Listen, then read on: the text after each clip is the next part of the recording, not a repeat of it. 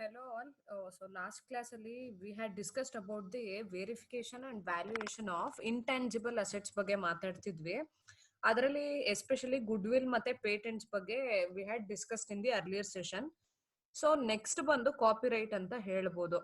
ನೋಡಿ last class ಅಲ್ಲಿ ಅಥವಾ ಲಾಸ್ಟ್ ಸೆಷನ್ ಅಲ್ಲಿ ನಾನು ಏನ್ ಹೇಳಿದ್ದೆ, ಗುಡ್ ವಿಲ್ ನ ಯಾವ ತರ ಇವರು ವೆರಿಫೈ ಅಂಡ್ ವ್ಯಾಲ್ಯೂಯೇಷನ್ ಮಾಡ್ಬೇಕಾಗುತ್ತೆ and how what is the auditor's duty whenever he is in to verification and valuation ಅಂತ ಮಾತಾಡ್ತಿದ್ವಿ.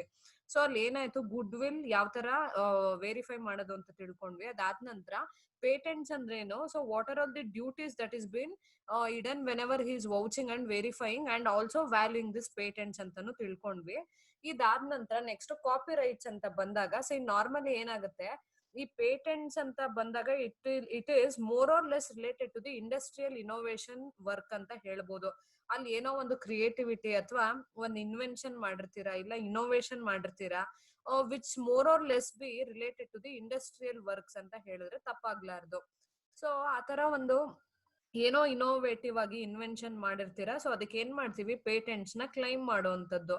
ಅದು ಬಿಟ್ಟು ನೆಕ್ಸ್ಟ್ ಕಾಪಿ ರೈಟ್ಸ್ ಅಂತ ಮಾತಾಡ್ಬೇಕಾದ್ರೆ, so it is more or less like a patent. ಆದ್ರೆ ಇಲ್ಲಿ ಕಾಪಿ ರೈಟ್ಸ್ ಅಂತ ಬಂದಾಗ which is more related to the literature work or art work ಅಂತ ಹೇಳ್ಬಹುದು. ಅಂದ್ರೆ ಏನಾದ್ರೂ ಲಿಟ್ರರಿ ವರ್ಕ್ ಇರಬಹುದು, ಇಲ್ಲ ಆರ್ಟ್ ವರ್ಕ್ಸ್ ಇರ್ಬೋದು, ಆರ್ಟಿಫ್ಯಾಕ್ಟ್ಸ್ ಇರ್ಬೋದು, ಅದ್ರಲ್ಲಿ ನೀವ್ ಏನಾದ್ರೂ ಕಾಪಿ ರೈಟ್ಸ್ ತಗೊಂಡಿದ್ರೆ, ಸೊ ಅದನ್ನ ಏನ್ ಮಾಡ್ತಾರೆ ಕೆಲವೊಂದ್ಸತಿ, ನೀವ್ ಏನೋ ಒಂದು ಬುಕ್ ಬರ್ದಿರ್ತೀರಾ ಅಂತ ಅನ್ಕೊಳ್ಳಿ, ಸೊ ಅದೇನಾಯ್ತು ಲಿಟ್ರರಿ ಹೆಡಿಂಗ್ ಬಂತು.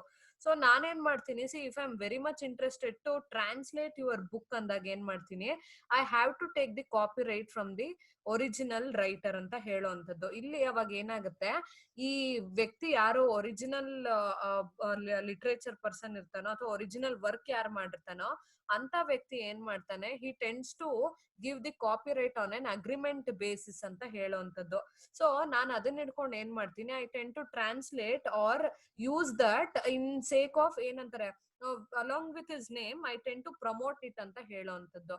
ಸೊ ಇಲ್ಲಿ ಆಡಿಟರ್ಸ್ ಡ್ಯೂಟಿ ಏನು, whenever he wants to verify and valuate the copy rights ಅಂತ ಬಂದಾಗ ನೋಡಿ, copy rights are those rights to produce or reproduce any creative or innovative work ಅಂತ ಹೇಳ್ತಾರೆ. So ಇಲ್ಲಿ ಏನ್ ಮಾಡ್ಬೇಕು auditor, the auditor should verify the agreement between the holder of the copy right and his client ಅಂತ ಹೇಳುವಂಥದ್ದು. ನಾ ಹೇಳದ್ನಲ್ಲ, ಅಲ್ಲಿ ಅಗ್ರಿಮೆಂಟ್ ಆಗಿರುತ್ತೆ, see you can use it or even you can reuse it ಅಂತ ಹೇಳುವಂಥದ್ದು, along with the name of the original writer or the creator of the work ಅಂತ. So ಅದನ್ನ ಯೂಸ್ ಮಾಡ್ಕೊಂಡು ಇವ್ರು ಏನ್ ಮಾಡ್ತಾರೆ, they tend to promote it ಅಂತ ಹೇಳಿದ್ರೆ ತಪ್ಪಾಗ್ಲಾರ್ದು. ಸೊ ಆಡಿಟರ್ ಏನ್ ಮಾಡ್ತಾನೆ, ಫಸ್ಟ್ ಅಂಡ್ ಫಾರ್ಮೋಸ್ಟ್ ಅಗ್ರಿಮೆಂಟ್ ನ ನಾವು ಚೆಕ್ ಮಾಡುವಂತದ್ದು. ಅದಾದ ನಂತರ copyright is shown in the balance sheet at cost priceless return of amount ಅಂತ. ಆಸ್ ಯು ಆಲ್ ನೋ, ನಾವು ಅಸೆಟ್ಸ್ ಬಗ್ಗೆ ಮಾತಾಡ್ಬೇಕಾರೆ it has to be return of over the passage of time ಅಂತ time and again ಹೇಳ್ತಾನೆ ಇದೀನಿ. So ಈ copy right ನಾವ್ ಏನ್ ಮಾಡ್ಬೇಕು, it has to be mandatorily shown in the balance sheet under the heading intangible assets. ಅದ್ರ ಜೊತೆಗೆ ನಾವ್ ಯಾವ ತರ ರೈಟ್ ಆಫ್ ಮಾಡ್ಬೇಕಾಗತ್ತೆ, ಅದ್ರದ್ದು ಕಾಸ್ಟ್ ಪ್ರೈಸ್ ಏನಿರುತ್ತೋ ಲೆಸ್ ರಿಟರ್ನ್ ಆಫ್ ಅಮೌಂಟ್ ಜೊತೆಗೆ ನಾವು ತೋರ್ಸೋ ಅಂತದ್ದು. ಇದಾದ ನಂತರ ಟ್ರೇಡ್ ಮಾರ್ಕ್ ಅಂತ ಬರುತ್ತೆ. See this trademarks are the registered brands ಅಂತ ಹೇಳ್ತೀವಿ. ಏನಿದು registered brand, as you all know, ಒಂದೊಂದು ಕಂಪ್ನಿಗೆ ಒಂದೊಂದು ಬ್ರ್ಯಾಂಡ್ ನೇಮ್ ಇರುತ್ತೆ. ಫಾರ್ ಎಕ್ಸಾಂಪಲ್ ಪೂಮಾ ಇದೆ, ಅಡಿಡಾಸ್ ಇದೆ. ಸೊ ಇವೆಲ್ಲ ಏನಾಗಿರುತ್ತೆ, they are all the registered brands. ನೀವು ನೋಡಿ ಮೇಲ್ಗಡೆ TM ಅಂತ ಹಾಕಿರ್ತಾರೆ. So whenever the brand is registered, it is tend to be called as trade marks ಅಂತ ಕರಿತೀವಿ. ಇಲ್ಲಿಗೆ ಏನಾಗುತ್ತೆ, ನಾನು ಟ್ರೇಡ್ ಮಾರ್ಕ್ಸ್ ನ ಒಂಥರ ನಾನು ಯಾವ ತರ being an auditor, how should I verify and value the value of the trade marks ಅಂತ ಅಂದ್ರೆ, ನೋಡಿ ಇಲ್ಲಿ ಹೇಳ್ತಾನೆ, they are the registered brands. It gives the holder exclusive right to own the brand and protect it from imitation ಅಂತ ಹೇಳ್ತಾರೆ. ಅದಾದ ನಂತರ an auditor should verify the certificate issued by the concerned authority, the fees paid for the renewal etc ಅಂತಾನು ಹೇಳ್ತಾರೆ. So ಈಗ ಏನಾಯ್ತು, ನನ್ನ brand ಒಂದು ಇಮೇಜ್ ಇದೆ ಆಯ್ತಾ, and I am the creator of such brand image ಅಂತ ಹೇಳುವಂತದ್ದು. ಅದಕ್ಕೆ ನಾನು ಏನ್ ಕ್ಲೈಮ್ ಮಾಡ್ತೀನಿ, ಟ್ರೇಡ್ ಮಾರ್ಕ್ ನ ತಗೊಳ್ಳೋ ಅಂತದ್ದು. ಸೊ ಇಲ್ಲಿ ಆಡಿಟರ್ ಏನ್ ಮಾಡ್ತಾನೆ, ಆ ಟ್ರೇಡ್ ಮಾರ್ಕ್ ನ ಚೆಕ್ ಮಾಡ್ಬೇಕಾದ್ರೆ ಈ ಬ್ರ್ಯಾಂಡ್ ನಿಜವಾಗ್ಲೂ ಈ ಆರ್ಗನೈಸೇಷನ್ ಅವ್ರ ಹೆಸರಲ್ಲೇ ಇದೆಯಾ ಅಂತ ಫಸ್ಟ್ ಚೆಕ್ ಮಾಡ್ಬೇಕು. ಅಂಡ್ ಯಾಕೆ ಟ್ರೇಡ್ ಮಾರ್ಕ್ ತಗೋಬೇಕು ಅಂದ್ರೆ, it is nothing but a protection against the imitation. ಈಗ ನೀವು ನೋಡಬಹುದು, ಈ ಅದು ಬ್ಲಾಕ್ ಮಾರ್ಕೆಟ್ಗೆಲ್ಲ ಹೋಗ್ಬಿಟ್ರೆ ಅಡಿಡಾಸ್ ಅನ್ನೋ ಶೂಸ್ ನ ಅಡಿಬಾಸ್ ಅಂತ ಮಾಡ್ಬಿಟ್ಟಿರ್ತಾರೆ. ಅಂದ್ರೆ ಇಲ್ಲಿ ಏನಾಗ್ತಿದೆ, ಯು ಟೆನ್ ಟು ಏನು ಓವರ್ಲುಕ್ ದಿ ಲೆಟರ್ಸ್ ಅಂತ, ಆಲ್ಫಾಬೆಟ್ಸ್ ಅಂತ ಹೇಳಬಹುದು. ಇಲ್ಲಿ ನಾನು ಏನ್ ಮಾಡ್ತೀನಿ, ಅಡಿಬಾಸ್ ನ ನೋಡಲ್ಲ, ತಗೊಂಡ್ಬಿಡ್ತೀನಿ. ಯಾಕೆ? Just because of the sign or the symbol of the brand. ಅದನ್ನ ನೋಡಿ ಮೋಸ ಹೋಗೋರು ಇರ್ತಾರೆ. ಸೊ ಏನ್ ಮಾಡ್ತಾರೆ ಇವರು, ಅದೇ ಹೆಸರಲ್ಲಿ ಆತರ ಅವ್ರು ಏನಾದ್ರು ಮ್ಯಾನುಫ್ಯಾಕ್ಚರ್ ಅಥವಾ ಆ ಒಂದು ಇಮೇಜ್ ನ ಯೂಸ್ ಮಾಡಿದ್ರೆ ದೇ ಆರ್ ಮೆಂಟ್ ಫಾರ್ ಸ್ಯೂಯಿಂಗ್ ಅಂತ ಹೇಳ್ಬೋದು. ಅಂದ್ರೆ ನಾನು ಕೇಸ್ ನ ಫೈಲ್ ಮಾಡಬಹುದು.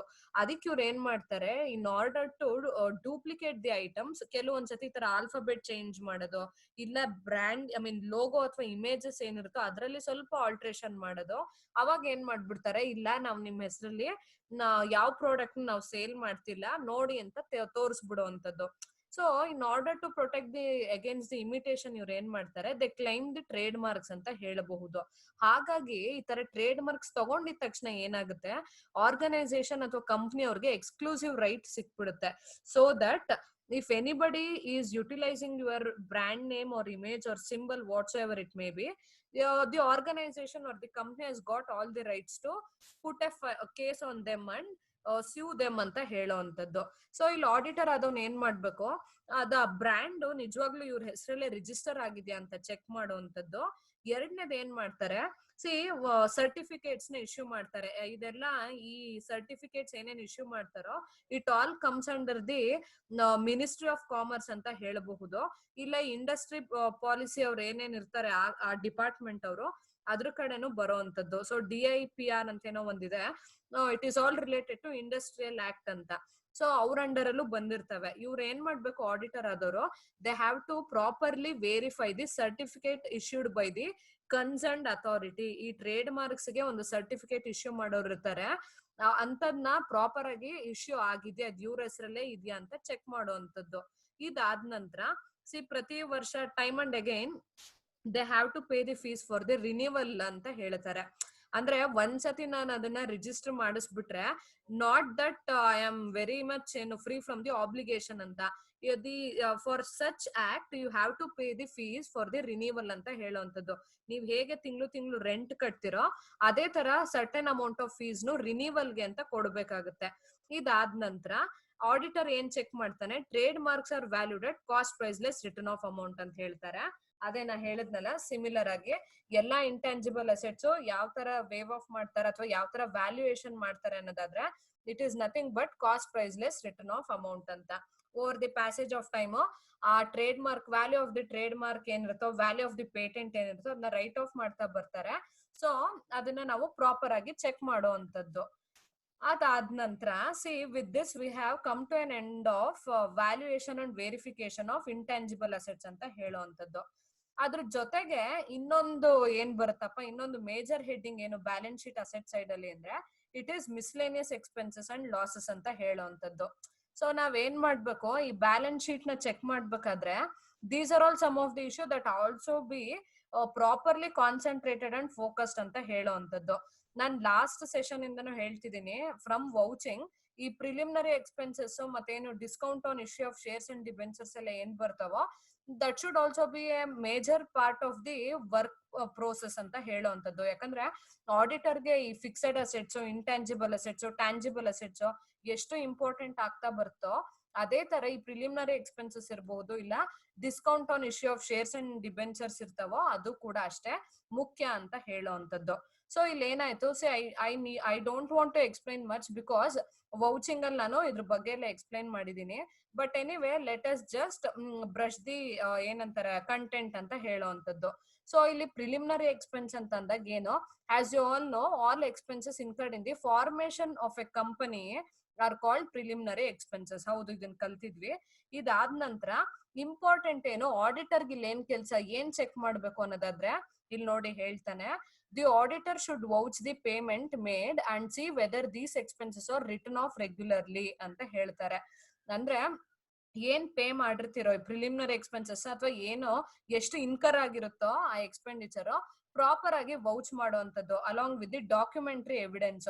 ನಿಮ್ಗೆ ಏನೇ ಎಕ್ಸ್ಪೆಂಡಿಚರ್ ಆಗಿದ್ರು there should be a documentary evidence for such incurrence ಅಂತ ಹೇಳುವಂತದ್ದು. ಸೊ ಇದು ಖಂಡಿತವಾಗ್ಲೂ ಎಕ್ಸ್ಪೆಂಡಿಚರ್ ಇನ್ಕರ್ ಆಗಿದೆಯೋ ಇಲ್ವೋ ಅಂತ ನೀವು ಹೆಂಗೆ ಕ್ರಾಸ್ ವೆರಿಫೈ ಮಾಡ್ತೀರಾ? ಬೈ ವೌಚಿಂಗ್ ದಿ ಪೇಮೆಂಟ್ ಇನ್ವಾಯ್ಸ್ ಅಂತ ಹೇಳೋವಂಥದ್ದು. ಅದಾದ ನಂತರ ಈ ಎಕ್ಸ್ಪೆಂಡಿಚರ್ ಏನು ರೆಗ್ಯುಲರ್ ಆಗಿ ರೈಟ್ ಆಫ್ ಮಾಡ್ತಿದಾರೋ ಇಲ್ವೋ ಅಂತ ಒಂದು ಚೆಕ್ ಮಾಡೋವಂಥದ್ದು. ಇದಾದ ನಂತರ the portion of preliminary expense are not written off, I mean which is not written off will be shown in the balance sheet on the asset side ಅಂತ ಹೇಳ್ತಾರೆ. ಅಂದ್ರೆ ಯಾವ್ದು ರಿಟರ್ನ್ ಆಫ್ ಆಗಿಲ್ವೋ ಅದನ್ನ ಅವ್ರು ಎಲ್ಲಿ ತೋರಿಸ್ತಾ ಬರ್ಬೇಕಾಗತ್ತೆ? ಬ್ಯಾಲೆನ್ಸ್ ಶೀಟ್ ಅಲ್ಲಿ asset side ಅಲ್ಲಿ ಅದನ್ನ ತೋರಿಸ್ತಾ ಬರ್ಬೇಕಾಗತ್ತೆ. ಸೊ ನಾ ಹಾಗಾಗಿ ಹೇಳಿದ್ದು, ನಾವು ಅಸೆಟ್ ಸೈಡ್ ನ ನಾವು ವ್ಯಾಲ್ಯೂಯೇಷನ್ ಅಂಡ್ ವೆರಿಫಿಕೇಶನ್ ಮಾಡ್ಬೇಕಾದ್ರೆ ಮ್ಯಾಂಡೇಟರಿ ಹೆಡ್ಡಿಂಗ್ಸ್ ಯಾವ್ಯಾವ್ದು ಅಂದ್ರೆ, apart from the tangible and intangible asset, these items are also very much important that the auditor should have a proper concentration ಅಂತ ಹೇಳುವಂಥದ್ದು. ಇದಾದ ನಂತರ discount on issue of shares and debentures ಅಂತ ಹೇಳಿದ್ವಿ. See discount on issue of shares and debentures ಅಂತಂದ್ರೇನು? Whenever you provide a discount on issuance of shares and debenture, this ಅಥವಾ this heading plays a major role ಅಂತ ಹೇಳುವಂಥದ್ದು. So ನಾವ್ last session ಅಲ್ಲೂ ಕಲ್ತಿದ್ವಿ ವೌಚಿಂಗ್ ಮಾಡ್ಬೇಕಾದ್ರೆ. ಇಲ್ಲಿ ನೋಡಿ ಏನ್ ಹೇಳ್ತಾನೆ, when ever shares and debentures are issued at the discount, the company shows discount amount of the asset side till it is written of ಅಂತ ಹೇಳ್ತಾರೆ. ಅದನ್ನೇ ಸಿ ಯಾವ್ದು ಏನಪ್ಪಾ, ಅಂಟಿಲ್ ಅನ್ಲೆಸ್ ದೀಸ್ ಹೆಡ್ಡಿಂಗ್ಸ್ ಅಥವಾ the value of such amount is return of, ಅದನ್ನ ಎಲ್ಲಿ ತೋರಿಸ್ತಾ ಬರ್ತಾರೆ? ಬ್ಯಾಲೆನ್ಸ್ ಶೀಟ್ ಅಲ್ಲಿ ಅಸೆಟ್ ಸೈಡ್ ಅಲ್ಲಿ ತೋರಿಸ್ತಾ ಬರುವಂತದ್ದು. ಸೊ ನಾವ್ ಏನ್ ಮಾಡ್ಬೇಕು ಆಡಿಟರ್ ಆದವರು, ಫಸ್ಟ್ ಕೆಲಸ ಏನ್ ಮಾಡ್ತೀವಿ, ಯಾವ್ದು ಅನ್ರಿಟರ್ನ್ ಆಫ್ ಅಮೌಂಟ್ ಇರುತ್ತೋ under the heading of discount on issue of shares and debentures ಇರಬಹುದು, ಇಲ್ಲ ಅಂದ್ರೆ ಪ್ರಿಲಿಮಿನರಿ ಎಕ್ಸ್ಪೆನ್ಸಸ್ ಇರಬಹುದು, ಆ ಅನ್ರಿಟರ್ನ್ ಆಫ್ ಅಮೌಂಟ್ ನ ಅಸೆಟ್ ಸೈಡ್ ಅಲ್ಲಿ ಪ್ರಾಪರ್ ಆಗಿ ಪ್ರೆಸೆಂಟ್ ಮಾಡಿದಾರೋ ಇಲ್ವೋ ಅಂತ ಚೆಕ್ ಮಾಡುವಂತದ್ದು. ಇದಾದ ನಂತರ the auditor should verify the relevant accounts and documents to see whether discount on issue or in the reissue of forfeited share is as per the provision of the act ಅಂತ ಹೇಳ್ತಾರೆ. ಅಂದ್ರೆ ನೀವೇನು discount ಕೊಟ್ಟಿರ್ತೀರೋ ಈ shares and debenture issue ಮಾಡೋ time ಅಲ್ಲಿ, ಅಥವಾ ರೀಇಶ್ಯೂಯನ್ಸ್ of forfeited shares ಏನಿರುತ್ತೋ, ಈ ಫೋರ್ಫಿಟ್ ಆಗೋಗಿರುತ್ತೆ shares, ಅದನ್ನ ರೀಇಶ್ಯೂಯನ್ಸ್ ಅಂತ ಏನ್ ಮಾಡಿರ್ತೀರೋ ಅದು according to the provision, norms, rules and regulation ಪ್ರಕಾರವಾಗಿ ಮಾಡಿದಿರೋ ಇಲ್ವೋ ಅಂತ ಚೆಕ್ ಮಾಡ್ಬೇಕಾಗತ್ತೆ. ಯಾಕಂದ್ರೆ ಎಲ್ಲಾ ಆರ್ಗನೈಸೇಷನ್ಗೂ ಕಂಪ್ನಿಯವ್ರಿಗೂ ಒಂದು ಪ್ರಾವಿಷನ್ಸ್ ಅಥವಾ ರೂಲ್ಸ್ ಅಂಡ್ ರೆಗ್ಯುಲೇಷನ್ಸ್ ನ ಕೊಟ್ಟಿರೋಂಥದ್ದು. ಸೊ ಅದನ್ನ ಇವ್ರು ಏನ್ ಮಾಡ್ಬೇಕಾಗತ್ತೆ, ಮ್ಯಾಂಡೇಟರಿ ಫಾಲೋ ಮಾಡ್ಬೇಕಾಗತ್ತೆ. ಈ ತರ ಫಾಲೋ ಮಾಡಿದಾರೋ ಇಲ್ವೋ ಅಂತ ಕ್ರಾಸ್ ವೆರಿಫೈ ಯಾರು ಮಾಡ್ಬೇಕೋ? ಆಡಿಟರ್ ಮಾಡುವಂತದ್ದು. ಸೊ ಇಲ್ಲಿ ವೆರಿಫಿಕೇಶನ್ ಅಂಡ್ ವ್ಯಾಲ್ಯೂಯೇಷನ್ ಅಂತ ಬಂದಾಗ ವ್ಯಾಲ್ಯೂಯೇಷನ್ ಒಂದೇ ಇಂಪಾರ್ಟೆಂಟ್ ಆಗಿರಲ್ಲ, apart from that verification is equally important ಅಂತ ಹೇಳ್ತಿದ್ದಾರೆ. ಇಲ್ಲಿ ಏನ್ ಮಾಡಿದ್ರಿ ನೀವು, ಒಂದು ಅಸೆಟ್ ಸೈಡ್ ಅಲ್ಲಿ ಬ್ಯಾಲೆನ್ಸ್ ಶೀಟ್ ಅಲ್ಲಿ ತೋರಿಸಿದಾರೋ ಇಲ್ವೋ ಅಂತ ವೆರಿಫೈ ಮಾಡ್ತೀರಾ. ಅದಾದ ನಂತರ ರಿಲೆವೆಂಟ್ ಅಕೌಂಟ್ಸ್ ಅಂಡ್ ಡಾಕ್ಯುಮೆಂಟ್ಸ್ ನು ಚೆಕ್ ಮಾಡ್ತೀರಾ. ಈ ಡಿಸ್ಕೌಂಟ್ ಏನ್ ಕೊಟ್ಟಿದಾರೋ issuance of shares and debentures ಮೇಲೆ, ಅಥವಾ ಫಾರ್ಫಿಟೆಡ್ ಶೇರ್ಸ್ ಏನಿರುತ್ತೋ ಅದ್ರದ್ದು ರೀಇಶ್ಯೂ ಆಗಿರುತ್ತೋ ಅದು ಪ್ರಾವಿಷನ್ಸ್ ಪ್ರಕಾರನೇ ಮಾಡಿದಾರೋ ಇಲ್ವೋ ಅಂತ ಚೆಕ್ ಮಾಡಿ ಅದನ್ನ ಸರ್ಟಿಫೈ ಮಾಡುವಂತ ಕೆಲಸ ಯಾರ್ದಾಗಿರುತ್ತೆ? It is nothing but the auditor ಅಂತ ಹೇಳೋವಂಥದ್ದು. ಇದಾದ ನಂತರ ದಿ ನೆಕ್ಸ್ಟ್ ಹೆಡ್ಡಿಂಗ್ ಅಥವಾ next important heading is verification of liability. So ಈಗ ಏನಾಯ್ತು, at the end of the day ನಾವ್ ಇಷ್ಟು ದಿನ ಏನ್ ಕಲ್ತಿದ್ವಿ ಅಥವಾ ಏನು ಸೆಷನ್ಸ್ ಮಾಡಿದೀವಿ, ಇಟ್ ಇಸ್ ಆಲ್ ರಿವಾಲ್ವಿಂಗ್ ಅಥವಾ it was revolving or rotating around the assets ಅಂತ ಹೇಳುವಂಥದ್ದು. Let it be tangible, let it be intangible, let it B preliminary expenses. So ಇದೇನಾಯ್ತು, ಇದಿಷ್ಟು ಒಂದು ಈಕ್ವಿವೆಲೆಂಟ್ ಆಗಿ ಇಂಪಾರ್ಟೆನ್ಸ್ ಇರೋಂತ ಒಂದು ಐಟಮ್ಸ್ ಅಂತ ಹೇಳುವಂಥದ್ದು. ಯಾಕಂದ್ರೆ ಇದ್ರಲ್ಲಿ ಸ್ವಲ್ಪ ಏನು ಏರ್ಪೇರ್ಗಳಾದ್ರು ಅಥವಾ ಇರ್ರೆಗ್ಯುಲಾರಿಟೀಸ್ ಇದ್ರು, ಇಟ್ ವಿಲ್ ಬಿ ದಿ ಏನಂತಾರೆ ನೆಗ್ಲಿಜೆನ್ಸ್ ಆಫ್ ದಿ ಆಡಿಟರ್ ಅಂತ ಹೇಳುವಂಥದ್ದು. ಯಾಕಂದ್ರೆ ಅಲ್ಟಿಮೇಟ್ಲಿ ಸ್ಟೇಕ್ ಹೋಲ್ಡರ್ಸ್ ಅಥವಾ ಶೇರ್ ಹೋಲ್ಡರ್ಸ್, ನೀವೇನು ಆಡಿಟರ್ ಸರ್ಟಿಫೈ ಮಾಡಿರ್ತಿರೋ ಬ್ಯಾಲೆನ್ಸ್ ಶೀಟ್ ನ ಜಗತ್ತೇ ಅಂತ ಅನ್ಕೊಳ್ಳಿ, not only the stakeholder or shareholder, ಇಡೀ ಜಗತ್ತು the balance sheet or the financial statement which is certified by the auditor is reliable ಅಂತ ಅನ್ಕೊಂಡು ಅವ್ರು ಏನ್ ಮಾಡ್ತಾರೆ, ಫರ್ದರ್ ಪ್ರೊಸೀಡ್ ಮಾಡ್ತಾರೆ. So it is a very important duty for an auditor to take care of all such items whenever you are verifying it and valuing it ಅಂತ ಹೇಳುವಂಥದ್ದು. See, even though the auditor may not be the certified valuer, it is the duty of the auditor to at least have a reliable source ಅಂತ ಹೇಳುವಂಥದ್ದು. ಯಾರೋ ಹೇಳಿದ್ನ ಕಣ್ಮುಚ್ಚಿ ಒಪ್ಪೋದು ತಪ್ಪು. ಹಾಗಾಗಿ ಅವನಿಗೆ ಎಷ್ಟು ಪಾಸಿಬಿಲಿಟಿ ಇದೆಯೋ, ಅವನ ಅಂಡರ್ ಅಲ್ಲಿ ಎಷ್ಟು ಪಾಸಿಬಿಲಿಟಿ ಇದೆಯೋ ಅದನ್ನೆಲ್ಲ ಯುಟಿಲೈಸ್ ಮಾಡಿ ಅವನು ಏನ್ ಮಾಡ್ಬೇಕಾಗತ್ತೆ, ಒಂದು ಕನ್ಫರ್ಮೇಶನ್ಗೆ ಬರ್ಬೇಕಾಗತ್ತೆ. ಓ ಇದ್ ವ್ಯಾಲ್ಯೂ ಇಷ್ಟೇನಾ ಅಂತ ಒಂದು 100 ಜನ ಕೇಳುವಂತದಿರ್ಬೋದು, ರೆಫರ್ ಮಾಡುವಂತದಿರ್ಬೋದು. ಸೊ ಏನೆಲ್ಲ ಸೋರ್ಸ್ ಇದೆ ಅವನ ಅಂಡರ್ ಅಲ್ಲಿ ಅದನ್ನ ಯುಟಿಲೈಸ್ ಮಾಡಿ has to give us the reliable certified financial statement ಅಂತ ಹೇಳುವಂತದ್ದು. ಸೊ ಇದಿಷ್ಟು ಆಡಿಟರ್ಗೆ ತುಂಬಾ ಇಂಪಾರ್ಟೆಂಟ್ ಡ್ಯೂಟಿ ಅಂತ ಹೇಳಿದ್ರೆ ತಪ್ಪಾಗ್ಲಾರ್ದು. ಇದಾದ ನಂತರ ನೆಕ್ಸ್ಟ್ ಏನಾಯ್ತು, right side of the balance sheet ನೋಡಿದ್ವಿ, that was nothing but the assets ಅಂತ. ಈಗ ನೆಕ್ಸ್ಟ್ ಲೆಫ್ಟ್ ಹ್ಯಾಂಡ್ ಸೈಡ್ ಬಗ್ಗೆ ಮಾತಾಡ್ಬೇಕಾದ್ರೆ it is always about the liability ಅಂತ ಹೇಳುವಂತದ್ದು. ನಾನು ಕ್ಲಾಸ್ ಅಲ್ಲಿ ಹೇಳಿದ್ದೆ, see without the liability there could be no existence of asset ಅಂತ ನಾನು ಯಾವಾಗ್ಲೂ ಹೇಳ್ತಿರ್ತೀನಿ. ಸೊ ಇಲ್ಲಿ ಆಡಿಟರ್ಗೆ ಏನ್ ಕೆಲಸ ಇರುತ್ತೆ, ಅಥವಾ what are all the mandatory duties or the obligation which is incurred by the auditor whenever he wants to verify the liability ಅಂದಾಗ ನೋಡಿ ಇಲ್ಲಿ ಹೇಳ್ತಾರೆ, if liabilities are not exhibited properly, accounts do not show fair view of the business ಅಂತ ಹೇಳ್ತಾರೆ. ಹೌದು, ಯಾವಾಗ್ಲೂ ಅಷ್ಟೇ ನೋಡಿ, ನೀವ್ ಏನ್ ಲೋನ್ ತಗೊಂಡಿರ್ತೀರೋ, ಡಿಬೆಂಚರ್ಸ್ ಇರ್ತಾವೋ ಅಥವಾ ಶೇರ್ಸ್ ನ ನೀವೇನು ಇಶ್ಯೂ ಮಾಡಿರ್ತೀರೋ ಅದನ್ನೆಲ್ಲ ಪ್ರಾಪರ್ ಆಗಿ ಎಕ್ಸಿಬಿಟ್ ಮಾಡಿರ್ಬೇಕು. ಎಲ್ಲಿ, ಬ್ಯಾಲೆನ್ಸ್ ಶೀಟ್ ಅಥವಾ ಫಿನಾನ್ಷಿಯಲ್ ಸ್ಟೇಟ್ಮೆಂಟ್ ಅಂತ ಏನ್ ಕರಿತೀವೋ ಅಲ್ಲಿ. ಇಲ್ಲ ಅಂದ್ರೆ ಏನಾಗುತ್ತೆ, it may not be possible for the business to ಏನು ರೆಪ್ರೆಸೆಂಟ್ ದಿ ಪ್ರಾಪರ್ ಟ್ರಾನ್ಸಾಕ್ಷನ್ಸ್ ಅಂತ ಹೇಳುವಂತದ್ದು, ಅಥವಾ ಪ್ರಾಪರ್ ಆಪರೇಷನಲ್ ರಿಸಲ್ಟ್ಸ್ ಅಂತ ಹೇಳುವಂತದ್ದು. ಈಗ ನಾವು ಪ್ರಾಪರ್ ಆಗಿ ಲಯಬಿಲಿಟೀಸ್, ಬರೀ ಅಸೆಟ್ಸ್ ಒಂದೇ ಮುಖ್ಯ ಅಲ್ಲ, ಲಯಬಿಲಿಟೀಸ್ ಅಷ್ಟೇ ಈಕ್ವಿವೆಲೆಂಟ್ ಆಗಿ ಮುಖ್ಯ ಅನ್ನೋವಂಥದ್ದು.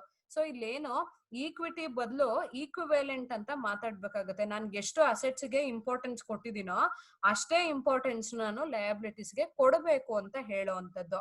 ಇದಾದ ನಂತರ while verifying liability the auditor should ensure that ಏನೇನು ಕನ್ಫರ್ಮೇಶನ್ ತಗೋಬೇಕು ಅನ್ನೋದಾದ್ರೆ all the liabilities in the balance sheet are actually payable ಅಂತ ಹೇಳ್ತಾರೆ. ನಾನು ಅದನ್ನೇ ಹೇಳ್ತಿದ್ದೆ, ಈ ಕೆಲವೊಂದ್ಸತಿ ಏನಾಗುತ್ತೆ, ನೀವು ವಿಜಯ್ ಮಲ್ಯನ್ ಕಥೆ ಎಲ್ಲ ಓದಿದ್ರೆ ಅವನ ಬ್ಯಾಲೆನ್ಸ್ ಶೀಟ್ ಅಲ್ಲಿ ಬರೀ ಲೋನ್ಸ್ ನೇ ತೋರಿಸಿ ಅವ್ನ ಏನ್ ಮಾಡ್ಬಿಟ್ಟ, ಇನ್ಸಾಲ್ವೆಂಟ್ ಅನ್ನೋ ಒಂದು ಒಂದು ಕೋರ್ಟ್ ಅಲ್ಲಿ ಡಿಕ್ಲೇರ್ ಮಾಡ್ಕೊಳ್ಳುವಂತದ್ದು.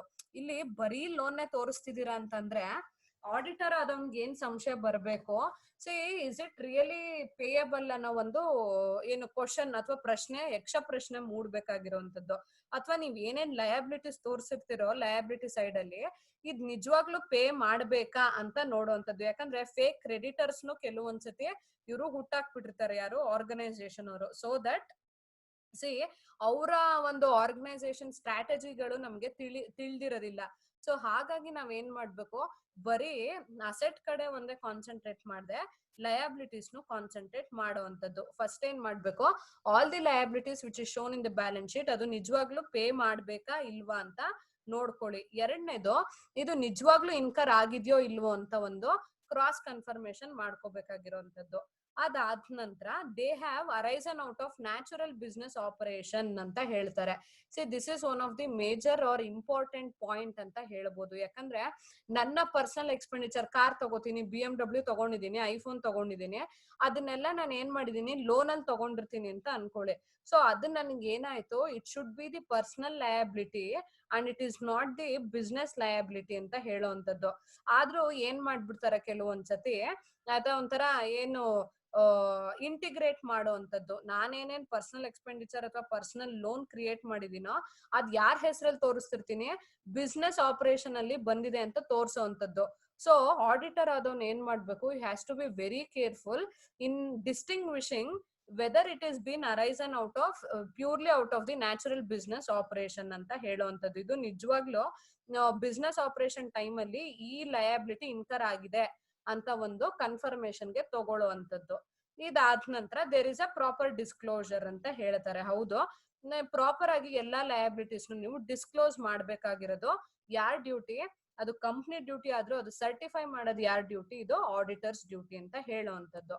ಇದಾದ ನಂತರ he should obtain a certificate from the responsible official of the company about the existence of liability ಅಂತ ಹೇಳ್ತಾರೆ. ಅಂದ್ರೆ ಏನು, ಪ್ರಾಪರ್ ಆಗಿ ಸರ್ಟಿಫಿಕೇಟ್ ತಗೋಬೇಕು ಯಾರು, ಆಡಿಟರ್. ಯಾವ್ದಕ್ಕೆ, in order to get the ಒಂಥರ ಡಬಲ್ ಕ್ರಾಸ್ ಚೆಕ್ ಮಾಡ್ಲಿಕ್ಕೆ, to know about the existence of the liability ಅಂತ ಹೇಳ್ತಾರೆ. ಇದು ನಿಜವಾಗ್ಲೂ ಈ ಲಯಬಿಲಿಟಿ ಇದೆ ಅಂತ ಒಂದು ಕ್ರಾಸ್ ಕನ್ಫರ್ಮೇಶನ್ಗೆ ಒಂದು ಸರ್ಟಿಫಿಕೇಟ್ ತಗೋಬೇಕು, ಯಾರು ಆಡಿಟರ್ ಆದವರು. ಅದಾದ ನಂತರ the auditor must take reasonable care to satisfy himself that all the liabilities have been brought into account ಅಂತ ಹೇಳ್ತಾರೆ. ಅಂದ್ರೆ ಆಡಿಟರ್ ವೆರಿಫೈ ಮಾಡ್ಬೇಕಾದ್ರೆ ಏನ್ ಮಾಡ್ಬೇಕಾಗತ್ತೆ, ಏನೇನ್ ಲಯಬಿಲಿಟೀಸ್ ಇನ್ಕರ್ ಆಗಿದೆಯೋ ಅದು ಬ್ಯಾಲೆನ್ಸ್ ಶೀಟ್ ಗೆ ತಂದಿದ್ದಾರೆ ಅಥವಾ ಪ್ರಾಪರ್ ಆಗಿ ಅಕೌಂಟ್ಸ್ ಗೆ ಅದನ್ನ ತಂದಿದ್ದಾರೆ ಅಂತ ಒಂದ್ಸತಿ ಕನ್ಫರ್ಮೇಶನ್ ತಗೊಳ್ಳುವಂತದ್ದು. ಇದಾದ ನಂತರ it is also observe that if the auditor finds that A company in the course of it's business is incurring liability of a particular kind, it becomes his duty to make specific inquiries as to the existence of such liability before he signs his report ಅಂತ ಹೇಳ್ತಾರೆ. ನೋಡಿ, time and again ಪ್ರತಿ ವರ್ಷನೂ ಒಂದೇ heading liability ತೋರಿಸ್ತಿದ್ದೀರಾ ಅಂತ ಅನ್ಕೊಳ್ಳಿ. For example, ಯಾವ್ದೋ ಒಂದು ಬ್ಯಾಂಕ್ ಅಲ್ಲಿ ಲೋನ್ ತಗೋತಾನೆ ಇದ್ದೀರಾ, ಟೈಮ್ ಅಂಡ್ ಅಗೇನ್ ಪ್ರತಿ ವರ್ಷ ನಾನು ಯಾವ ಬ್ಯಾಲೆನ್ಸ್ ಶೀಟ್ ತೆಗೆದು ನೋಡಿದ್ರೋ ಅದೇ ಬ್ಯಾಂಕ್ ಅಲ್ಲಿ ಲೋನ್ ನ ನೀವೇನ್ ಮಾಡ್ತಿದ್ರ ತೋರಿಸ್ತಾನೆ ಬರ್ತಿದ್ದೀರಾ ಅಂದಾಗ ಏನ್ ಮಾಡ್ಬೇಕಾಗತ್ತೆ, ಈ ಹ್ಯಾಸ್ ಟು ಮೇಕ್ ಅಥವಾ the auditor has to make a specific inquiry ಅಂತ ಹೇಳ್ತಾರೆ. ಏನಕ್ಕೆ ಇನ್ಕ್ವೈರೀಸ್? ಇನ್ಕ್ವೈರೀಸ್ ಅಂತಂದ್ರೆ it is nothing but the detail investigation ಅಂತ ಹೇಳುವಂತದ್ದು. ನಿಜವಾಗ್ಲೂ ಇವರು ಅದೇ ಬ್ಯಾಂಕ್ ಅಲ್ಲಿ ಲೋನ್ ತಗೊಂಡ್ರು ಎಷ್ಟು ತೀರಿಸ್ತಾ ಇದಾರೆ ಅಂದ್ರೂ ಅದ್ಯಾಕೆ ಕ್ಯಾರಿ ಫಾರ್ವರ್ಡ್ ಆಗ್ತಾ ಇದೆ ನೆಕ್ಸ್ಟ್ ಇಯರ್ಗೆ, ಅಥವಾ ಇವ್ರು ಏನಾದ್ರು ಮತ್ತೆ ಫ್ರೆಶ್ ಲೋನ್ ತಗೋತಾರ ಪ್ರತಿ ವರ್ಷಕ್ಕೂ ಅಂತೆಲ್ಲ ಚೆಕ್ ಮಾಡುವಂತದ್ದು. ಸೊ ಒಂದೇ heading liability time and again incur ಆಗ್ತಿದ್ರೆ ಅಥವಾ ಪ್ರತಿ ವರ್ಷ ಬ್ಯಾಲೆನ್ಸ್ ಶೀಟ್ ಅಲ್ಲಿ ಬರ್ತಾ ಹೋದ್ರೆ ಏನ್ ಮಾಡ್ಬೇಕು, the auditor should have a ಅಥವಾ should make a special investigation to know what it is ಅಂತ ನೋಡುವಂತದ್ದು. ಇದು ನಿಜವಾಗ್ಲೂ ಈ ಲಯಬಿಲಿಟಿ ಇನ್ಕರ್ ಆಗಿದ್ಯೋ ಅಥವಾ ಇವರು ಸುಮ್ನೆ ತೋರಿಸ್ತಿದಾರೋ ಅಂತಾನು ಚೆಕ್ ಮಾಡುವಂತದ್ದು. ನಾನು ಹೇಳಿದ್ದೆ ನಿಮ್ಗೆ ಕ್ಲಾಸ್ ಅಲ್ಲೇ ಒಂದ್ಸತಿ, ಈ SR ಕಂಪ್ನಿ ಅವರು ಹೇಗೆ ಲೋನ್ ತಗೊಂಡು ಪ್ರತಿ ವರ್ಷ ಬ್ಯಾಲೆನ್ಸ್ ಶೀಟ್ ಅಲ್ಲಿ ತೋರಿಸ್ತಿದ್ರು, ಅದಾದ ನಂತರ ಏನಾಯ್ತು ಅಂತ ನಿಮ್ಗೆ ಕ್ಲಾಸ್ ಅಲ್ಲಿ ಹೇಳಿದ್ದೆ. ಸೊ ಇಲ್ಲಿ ಅದು ರಿಲೆವೆಂಟ್ ಅನ್ಸುತ್ತೆ. ಸೊ ಆ ಸ್ಟೋರಿ ಇಲ್ಲಿ ಏನಾಯ್ತು ಇಂಟಿಗ್ರೇಟ್ ಮಾಡ್ಕೋಬಹುದು ಅಥವಾ ರಿಲೆವೆನ್ಸ್ ಇದೆ ಅಂತ ಹೇಳುವಂತದ್ದು. ಇದಾದ ನಂತರ ನೆಕ್ಸ್ಟ್ ಈ ಹೆಡ್ಡಿಂಗ್ ಅಲ್ಲಿ ಸೊ ಫಸ್ಟ್ ಹೆಡ್ಡಿಂಗ್ ಯಾವ್ದು ಬರುತ್ತೆ, you have to verify the share capital. ಯಾವಾಗ್ಲೂ ಅಷ್ಟೇ ನಾವು ಲಯಬಿಲಿಟೀಸ್ ಬಗ್ಗೆ ಮಾತಾಡ್ಬೇಕಾದ್ರೆ the very first heading we tend to focus the lime light ಅಂದ್ರೆ it is nothing but the share capital ಅಂತ ಹೇಳುವಂತದ್ದು. ಸೊ ಇಲ್ಲೇನು share capital constitutes the amount contributed by the owners ಅಂತ ಹೇಳ್ತಾರೆ. ಹೌದು, ಯಾರ್ಯಾರು ಓನರ್ಸ್ ಆಫ್ ದಿ ಕಂಪ್ನಿ ಇರ್ತಾರೋ ಅವ್ರು ಏನ್ ಮಾಡಿರ್ತಾರೆ, ಕಾಂಟ್ರಿಬ್ಯೂಟ್ ಮಾಡಿರ್ತಾರೆ for the purchase of shares. So ಹಾಗಾಗಿ ಅಲ್ಲಿ ಏನಾಯ್ತು, it is nothing but the accumulation of the capital from various persons ಅಂತ ಹೇಳುವಂತದ್ದು ಅಥವಾ ಫ್ರಮ್ ವೇರಿಯಸ್ ಇಂಟ್ರೆಸ್ಟೆಡ್ ಪರ್ಸನ್ಸ್ ಅಂತಾನು ಹೇಳುವಂತದ್ದು. ಸೊ ಈ ಶೇರ್ ಕ್ಯಾಪಿಟಲ್ ಅಂದಾಗ it is nothing but the amount which is contributed by the owners ಅಂತ simple ಆಗಿ ಹೇಳಿರೋಂಥದ್ದು. ಇದಾದ ನಂತರ ಇಲ್ಲಿ ಆಡಿಟರ್ ಕೆಲಸ ಏನು, ಫಸ್ಟ್ MOA ಚೆಕ್ ಮಾಡ್ಬೇಕು, memorandum of association, articles of association. ಅದಾದ ನಂತರ ಬೋರ್ಡ್ ಮೀಟಿಂಗ್ ಅಲ್ಲಿ ಈ ಸೆಕ್ರೆಟರಿ ಅಂತ ಯಾರು ಇರ್ತಾರೋ ಅವರು ಮಿನಿಟ್ಸ್ ಬುಕ್ ಬರ್ದಿರ್ತಾರೆ. ಅಂದ್ರೆ ಮೀಟಿಂಗ್ ಅಲ್ಲಿ ಪ್ರೊಸೀಡಿಂಗ್ಸ್ ಏನಾಯ್ತು, ಆಯ್ತಾ ಅಥರೈಸೇಷನ್ ಸಿಕ್ತೋ ಇಲ್ವೋ ಶೇರ್ ಕ್ಯಾಪಿಟಲ್ ನ ಇಶ್ಯೂ ಮಾಡ್ಲಿಕ್ಕೆ, ಅದ್ರ ಬಗ್ಗೆ ಎಲ್ಲ ಡೀಟೇಲ್ಸ್ ಇರುತ್ತೆ. ಅದಾದ ನಂತರ cash book and pass book ಇದಿಷ್ಟುನು ವೆರಿಫೈ ಮಾಡುವಂತದ್ದು.